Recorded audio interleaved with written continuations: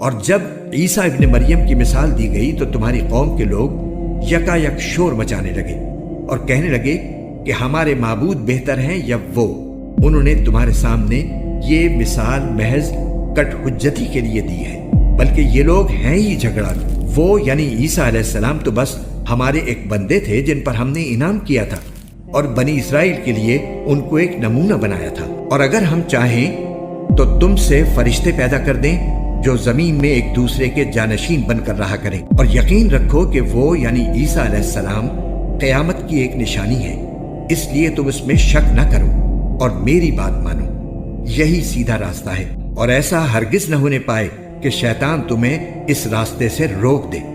یقین جانو وہ تمہارا کھلا دشمن ہے۔ اور جب عیسیٰ کھلی ہوئی نشانیاں لے کر آئے تھے تو انہوں نے لوگوں سے کہا تھا کہ میں تمہارے پاس دانائی کی بات لے کر آیا ہوں، اور اس لیے لایا ہوں کہ تمہارے سامنے کچھ وہ چیزیں واضح کر دوں جن میں تم اختلاف کرتے ہو، لہٰذا تم اللہ سے ڈرو اور میری بات مان لو۔ یقیناً اللہ ہی میرا بھی رب ہے اور تمہارا بھی رب ہے، اس لیے اس کی عبادت کرو، یہی سیدھا راستہ ہے۔ پھر بھی ان میں سے کئی گروہوں نے اختلاف پیدا کیا، چنانچہ ان ظالموں کے لیے ایک دردناک عذاب کی وجہ سے بڑی خرابی ہوگی۔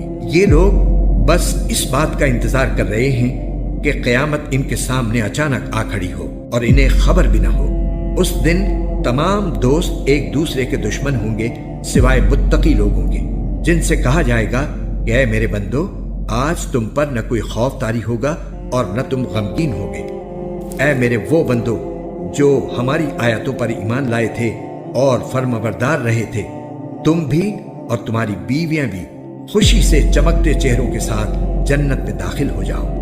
ان کے آگے سونے کے پیالے اور گلاس گردش میں لائے جائیں گے، اور اس جنت میں ہر وہ چیز ہوگی جس کی دلوں کو خواہش ہوگی اور جس سے آنکھوں کو لذت حاصل ہوگی۔ ان سے کہا جائے گا کہ اس جنت میں تم ہمیشہ رہو گے، اور یہ وہ جنت ہے جس کا تمہیں اپنے اعمال کے بدلے وارث بنا دیا گیا ہے۔ اس میں تمہارے لیے خوب افراط کے ساتھ میوے ہیں جن میں سے تم کھاؤ گے۔ البتہ جو لوگ مجرم تھے وہ دوزخ کے عذاب میں ہمیشہ رہیں گے، وہ عذاب ان کے لیے ہلکا نہیں پڑنے دیا جائے گا، اور وہ اس میں مایوس پڑے ہوں گے۔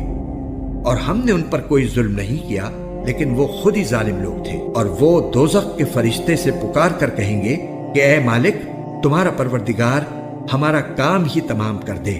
وہ کہے گا کہ تمہیں اسی حال میں رہنا ہے، اور حقیقت یہ ہے کہ ہم تمہارے پاس حق بات لے کر آئے تھے، لیکن تم میں سے اکثر لوگ حق بات ہی کو برا سمجھتے ہیں۔